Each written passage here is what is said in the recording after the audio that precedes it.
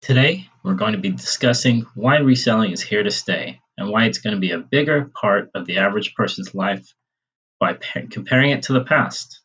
Stay tuned.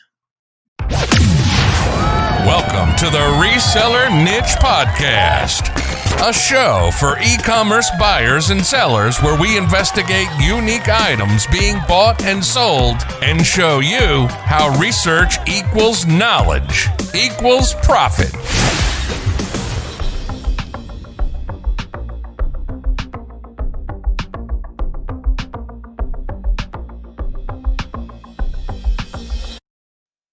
Back. My name is Mo, and this is the Reseller Niche Podcast. I was checking my email this morning, and I read an article that was comparing the year 2000 with the year 2020 and the average cost of living. So this got me thinking, what was e-commerce like in the year 2000, in the year 2010? And compare that to today, and what would it be like possibly in the year 2030, 2040?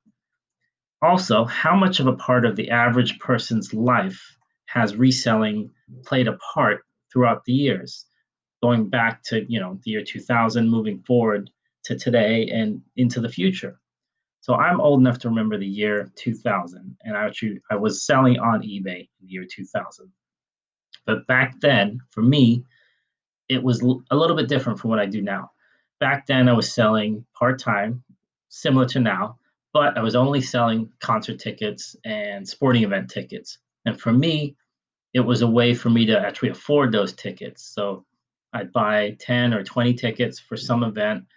I'd keep 2 or 4, whatever it was, sell the rest. I'd be able to pay for those tickets, pocket the rest of the money, and use that for whatever. It was just gravy. Fast forward to 2020, I don't sell any kind of tickets, but I sell pretty much everything else.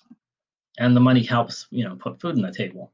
So personally, it's a big change from the way I used reselling before compared to how I use it now. So I wanted to see if I could find much of a change in the platforms like eBay and Amazon for the average person now. Not necessarily just sellers, but also buyers. Has there been a change? How has eBay changed in the last 20 years, and what might it look like in the future? So I'm hoping that these numbers are accurate. I looked up some stats, mainly from just Googling, Wikipedia, a few other sites. I'll try and list them below in the show notes so you can see what I'm talking about. First thing I looked at, it was kind of spurred on by that article I read this morning, was the average income in the year 2000, and I'm talking about the US because I'm here in the US, and in the year 2000, the median household income in the US was $42,000. Compared to 2010, it goes up to $49,000, and right now in 2020, it's $61,937. And of those dollars, if we were to compare a dollar back in 2000 compared to a dollar now, well, $1 in the year 2000 is worth about $1.51 in 2010. In 2020, and $1 in 2010 is worth about $1.19 in 2020. So that means that even though the median average income is increasing, each dollar is worth less and less to us each year.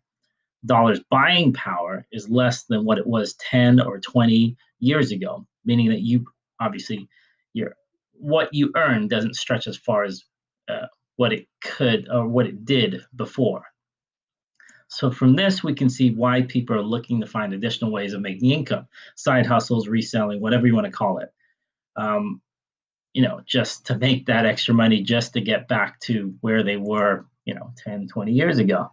Now let's compare eBay during that time frame. According to Google, eBay had 12 million registered users and a cyber inventory of more than 4.5 million items on any given day. So that's the year 2000. Fast forward to today, eBay has 182 million users and 1.3 billion listings at any given time. Now, these numbers are, they're as of, I don't know if this is a year ago or 6 months ago, so they obviously might not be exact. And the eBay app apparently is about used by about 35% of US mobile users. So according to Big Commerce, 20 years ago, 40 million people were using the internet only. And online sales were about $2.4 billion.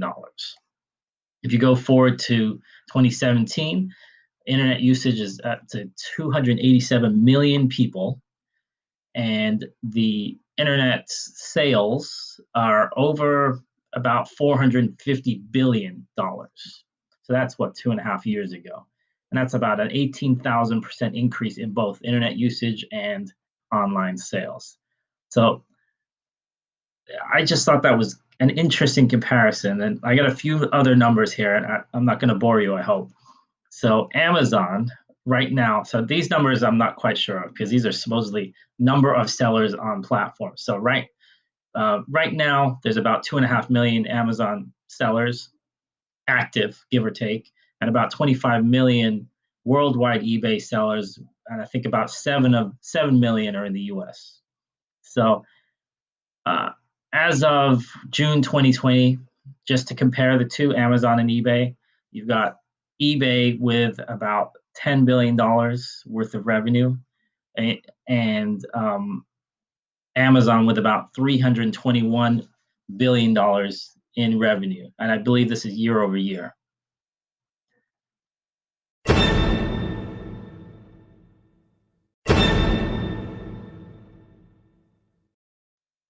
So with all of that said, like I said actually before, it takes more to stretch a dollar to get what you need out of it. And people are actually spending a lot more to get, unfortunately, less, but they're doing it online. So that's the strange thing. People are making more technically, spending more, and spending more online. So what does this say for e-commerce? So obviously, in the next, I don't know, 10, 20, 30 years, I think you're going to see an extreme change in the way people view e-commerce, especially with things like the job market being all over the place, education rates going through the roof, and places like eBay and Amazon right now only account for about 5% of total retail, which is nothing. And I'm comparing that with everything, your Walmarts, your Targets, your everyday walk in the door stores. So money is tight, sales are going through the roof. And our little eBay, Amazon, Poshmark, Mercari, Facebook Marketplace community is pretty small. I mean, if you say reselling to most people, they kind of look at you and say, what are you talking about? Oh yeah, I've used Amazon before, I've used eBay before. Most people still don't get it. I say the majority of people, probably in your own families, amongst your own friends. I don't know if you ever had a conversation about selling on eBay and Amazon with a non-reseller. It goes totally different than if you talk to somebody that has sold something on eBay and Amazon and does it a lot, not just like a one-off thing, but does this at least part-time. So, over the past few years, you can see this small group of this reselling community growing, which is great. And it's going to continue to grow, I think, only because more and more people are going to figure out that, hey, like back when, baby boomers families, you needed two parents to go out and work when before it was one. This is going to be the new, not the new, it's been 20 years. This is going to be a new thing where it's going to be standard for people to have an eBay and Amazon site going forward just to make extra money. I can see e-commerce kind of growing into something that people are actually going to use as a greater part of their portfolio.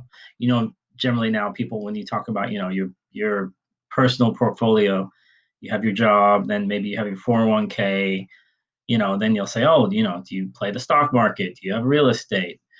Do you have bonds? All this kind of stuff. So I think an e-commerce site is going to be another part of that. And I, to include with that, I'm probably going to say, like having a social media presence even too, a YouTube channel. Do you have a, anything, any of these things that are revenue generating online. So eBay and Amazon stores, I think, are going to be kind of like an investment. Like, oh, I got in early on Amazon back 10, 15 years ago. Now it's worth X amount. People are going to treat them kind of like that. I know it's different than a stock. It's a kind of an ongoing thing that grows and you have to add to. But in the sense that it's going to be supplemental income to a job. And I think actually moving forward from that, I would say in the next 10 years or so, maybe even less than that, it's going to be treated as a regular profession. Even since I was in college, the degrees for entrepreneurism, well, actually, they didn't really have degrees for that when I was there. But you see more and more of them now. And they're changing. If you look at the titles, I wouldn't be surprised if they didn't have whole degrees based on online sales or, e-commerce sales or, creating your own e-commerce website, like and I'm sure they already do have them, but I don't think they're standard. It's not like widely viewed like you would view getting a doctor's, being a doctor, a lawyer, a teacher, like any other quote unquote standard professions. So I'm thinking by 2030, this will be a normal profession, selling online.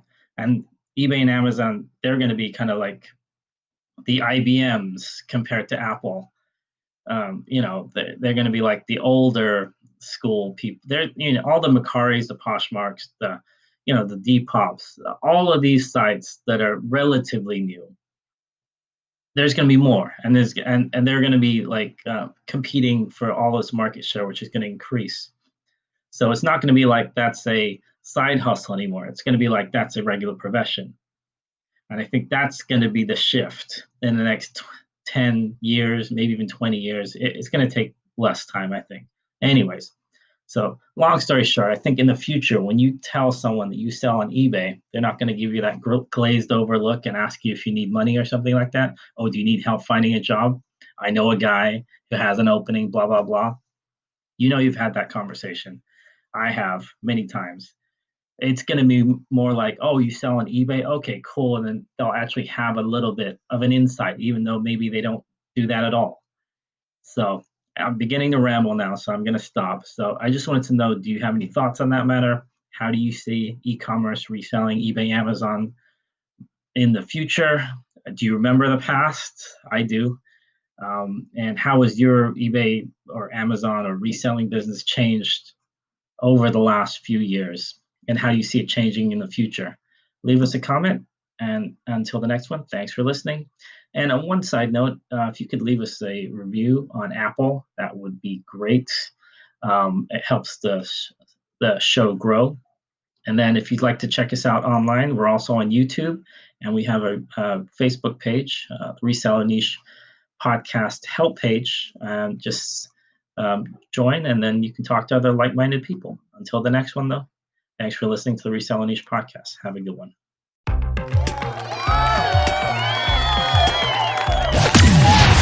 Thanks for listening to the Reseller Niche Podcast.